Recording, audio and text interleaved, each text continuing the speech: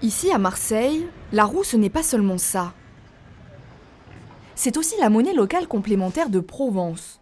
En 5 ans d'existence, elle a séduit de nombreux usagers. Pour sauter le pas, ils ont dû adhérer à l'initiative lancée par l'association Sève, mais surtout convertir leurs euros en roues. Une roue équivaut à 1 euro. Les particuliers peuvent l'utiliser dans les commerces adhérents, comme ici au Tanimena. Dans ce magasin de commerce équitable, la roue n'est pas seulement monnaie courante, c'est une philosophie. Nous avons choisi de l'utiliser parce que c'est une monnaie complémentaire qui met en avant une autre manière de consommer et de faire circuler les richesses en fait. Après pour nous c'est une manière de fonctionner pour notre économie et de soutenir cette initiative en fait. La roue soutient le commerce local. Au lieu d'être réinjectés dans le système bancaire et l'actionnariat, les capitaux circulent dans une économie à échelle réduite.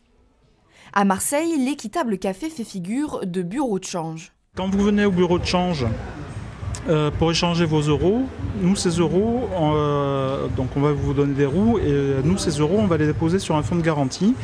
Alors un commerçant pour réutiliser la roue qu'on dépense chez lui, il a plusieurs possibilités. La première, c'est qu'il est un fournisseur qui accepte lui aussi les roues. Donc dans ce cas-là, il peut le payer en roues. Il peut aussi payer une partie de son salaire ou de son salaire ou du salaire de ses salariés en roues. Payer ses fournisseurs, c'est en théorie possible, mais dans la pratique, c'est beaucoup plus compliqué. À 2 pas de l'équitable café sur le cours Julien, une épicerie bio, transformée en restaurant il y a 1 an. Eva est la propriétaire.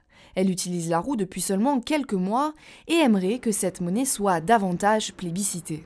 Par rapport à l'association de la roue, ils n'ont pas encore la possibilité qu'on puisse nous fournir, par exemple, chez des grossistes qui utilisent aussi la roue. Si ça se développe, pour nous, ça sera intéressant, effectivement, d'utiliser nos roues pour repayer ailleurs, sans forcément passer. Du coup, ça évite aussi tout le circuit que la roue essaye d'éviter, c'est-à-dire tout le circuit des grandes banques, etc. Et de promouvoir vraiment un commerce très local. Et voilà. Donc si on peut avoir accès à des grossistes pour ça serait bien. Oui. Pourtant, le développement de cette monnaie Made in Provence n'en est qu'à ses débuts, notamment dans certains services. Maître Ismaël Toumani est avocat au barreau de Marseille. Depuis 1 an, il propose à ses clients de le régler en roue. Même si aucun ne s'est manifesté pour l'instant, Ismaël reste optimiste. Je ne m'attendais pas à avoir des dizaines de clients du jour au lendemain. Je pense qu'il faut que les gens apprennent à connaître ce genre d'instruments de paiement, qu'ils se les approprient, et puis petit à petit ça se généralisera. Peut-être c'est un pari.